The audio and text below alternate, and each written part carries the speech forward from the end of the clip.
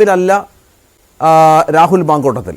അപ്പോൾ കഴിഞ്ഞ തവണത്തെ പോലെ കാര്യങ്ങൾ ബി ജെ പിക്ക് അത്ര എളുപ്പമാണോ എന്നൊരു കാര്യം കൂടി ഉണ്ട് അവിടെ. കാരണം മെട്രോമാന് കിട്ടിയ നമുക്കറിയാം 40-45,000 വോട്ടുകൾ ബി ജെ പിക്ക് ലഭിക്കുന്ന ഒരു സ്ഥലമാണ്. ഒരു 5,000-6,000 മുകളിൽ വോട്ടുകൾ നിഷ്പക്ഷ വോട്ടുകളായി മെട്രോമാൻ ശ്രീധരന് അദ്ദേഹത്തിന് ലഭിച്ചിരുന്നു പല മേഖലകളിൽ നിന്നും. അത് ഇത്തവണ ഉണ്ടാകുമോ എന്ന സംശയമാണ് ചൂണ്ടിക്കാണിക്കുന്നത്.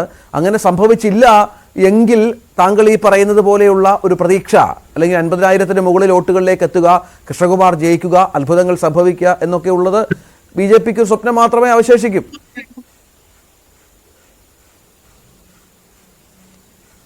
അല്ല, അതിൻ്റെ അകത്തൊരു പ്രധാന കാര്യം, ഒന്ന് സാറ് പറഞ്ഞാലാണ് പ്രധാനപ്പെട്ട കാര്യം. മുസ്ലിം വോട്ട് കഴിഞ്ഞ പ്രാവശ്യം ഷാഫി പറമ്പലിന് കിട്ടി എന്ന് പറയുന്നത് പലപ്പോഴും അത് ഇപ്പോഴൊക്കെ അത് മതനിരപേക്ഷ വോട്ട് എന്ന് പറഞ്ഞാൽ മുസ്ലിം വോട്ടായി മാറിയിട്ടുണ്ട്.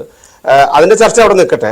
അതല്ലാതെ തന്നെ ഈ ഷാഫി പറമ്പിലിന് മുസ്ലിം വോട്ട് കൺസോളിഡേറ്റ് ചെയ്തു എന്നൊരു നിരീക്ഷണം അവിടെ ഉണ്ടായി. അത് സത്യമാണ് ആ സമയത്ത്. പക്ഷേ ഇവിടെ രാഹുൽ മാങ്കൂട്ടത്തിലായതുകൊണ്ട് മുസ്ലിം വോട്ട് കിട്ടാൻ വേണ്ടി ഈ രണ്ട് വിഭാഗവും ഒരുപോലെ ഓപ്പറേഷൻ നടത്തി. അപ്പൊ ഈ 23% വരുന്ന വോട്ടിന് വേണ്ടിയിട്ട് ഇവരങ്ങ് അതിനുവേണ്ടി മാത്രം ടാർഗറ്റ് ചെയ്ത് കാര്യങ്ങൾ മുന്നോട്ട് പോയി. അപ്പൊ ഈ ബാക്കി വരുന്ന സമൂഹത്തിന് ഇതെല്ലാം എഫക്റ്റ് ചെയ്യില്ലേ? എഫക്റ്റ് ചെയ്യും. കഴിഞ്ഞ ദിവസം ഞാനൊരു ചാനൽ ചർച്ചയിൽ പറഞ്ഞപ്പോൾ മുനമ്പത്തെ കുറിച്ച് പറഞ്ഞപ്പോൾ പറഞ്ഞ വർഗീയത പറയുന്ന പറഞ്ഞ മുനമ്പം പോലും വർഗീയതയായിപ്പോയി. ഒരാൾക്ക് കിടന്നുറങ്ങാൻ വേണ്ടിയിട്ടുള്ള വീടിന് വേണ്ടിയിട്ടുള്ള സമരം ചെയ്യുന്നത് വർഗീയമായി പോയി എന്ന് പറയുന്ന കോൺഗ്രസിന്റെ പ്രതീതിയാണ് ഉള്ളത്. അപ്പോ ഈ പറയുന്ന റെഡ് ആർമി ഒരു ടീം, ഗ്രീൻ ആർമി ഒരു ടീം ഇറക്കുന്നു, അതുപോലെ ഗ്രീൻ സ്ക്വാഡ് ഇറക്കുന്നു.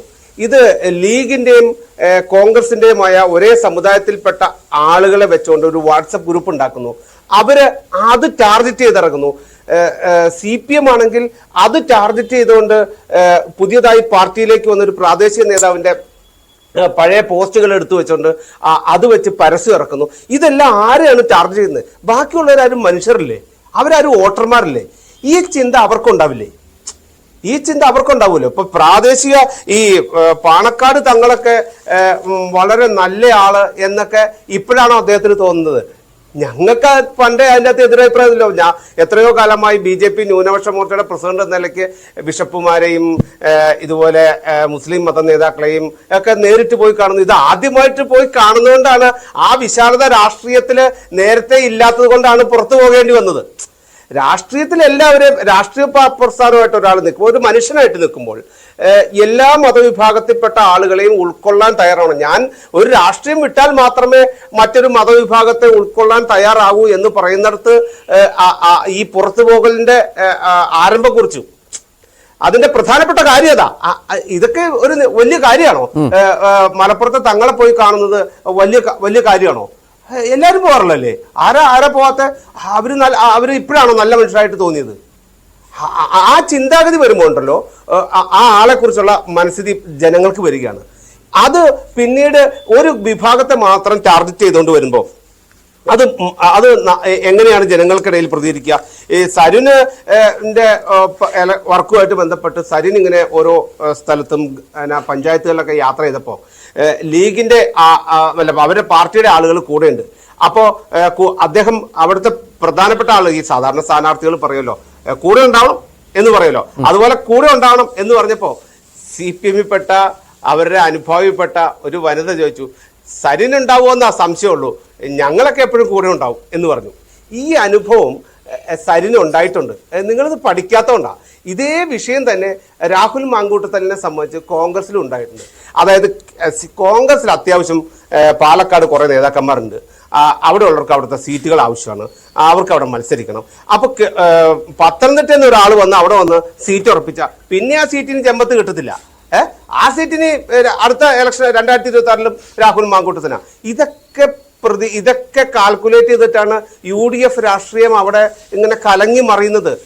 പിന്നെ ഒരു വിഭാഗം ജനത്തെ മാത്രം ശ്രദ്ധിക്കുകയും മറ്റേ വിഭാഗം ജനത്തെ അങ്ങ് പാടെ തള്ളിക്കളയും ചെയ്യുമ്പോൾ ബാക്കിയുള്ളവർ വെറുതെ ഇരിക്കൊന്നുമില്ല. അവരുടെ മനസ്സിലും ആശങ്കയില്ലേ? ഞങ്ങൾ വോട്ടർമാരല്ലേ? 77% വരുന്ന ഞങ്ങൾ വോട്ടർമാരല്ലേ എന്നുള്ള ചിന്ത, ഈ ചിന്തയൊക്കെ ഈ രണ്ട് മുന്നണിയും ബാധിക്കും. ഇങ്ങനെ ഒരു ന്യൂനപക്ഷത്തിലെ പക്ഷപാതം കാണിച്ച് ഇത്ര വർഗീയത എടുത്ത് വിളമ്പിയ ഒരു ഇലക്ഷൻ ഇതിനു മുമ്പ് ഉണ്ടായിട്ടുണ്ടോ? ഒരു പരിധിവരെ വടകരയിൽ കുറേയൊക്കെ നടന്നിട്ടുണ്ട്. പക്ഷെ വടകരയ്ക്ക് ശേഷം രണ്ടുപേരും കോൺഗ്രസ് എല്ലാ കാലത്തും വർഗീയത എങ്ങനെ നന്നായി പ്ലേ ചെയ്യാമെന്ന് അറിയാവുന്ന ഒരു പാർട്ടിയാണ്. CPM അത് വിദഗ്ധമായി മൂടി വെച്ചുകൊണ്ട് ചെയ്യുന്നവരാ. പക്ഷെ ഈ പ്രാവശ്യത്തെ തെരഞ്ഞെടുപ്പിലെ പ്രശ്നം എന്താണെന്ന് പറയുമ്പോൾ രണ്ടുപേരുടെയും വർഗീയത എന്ന് പറയുന്നതും മുസ്ലിം വോട്ടിന് വേണ്ടിയിട്ട് എന്തൊക്കെ ചെയ്യാമോ അതെല്ലാം ചെയ്യാനുള്ള വ്യഗ്രത രണ്ടുപേരും കാണിച്ചു. താങ്കൾ പറഞ്ഞു വെച്ച ഒരു കാര്യത്തിൽ തന്നെ ഒന്നുകൂടി അതിലേക്ക് പോകണം. കാരണം അങ്ങനെ ഒരു വിജയം BJP ഉണ്ടാകുകയാണെങ്കിൽ നിങ്ങളുടെ ബൂത്ത് തലത്തിലുള്ള കണക്കുകൂട്ടലുകൾ പോലും ഇതിനകം കഴിഞ്ഞു കാണുമല്ലോ. എത്ര വോട്ട്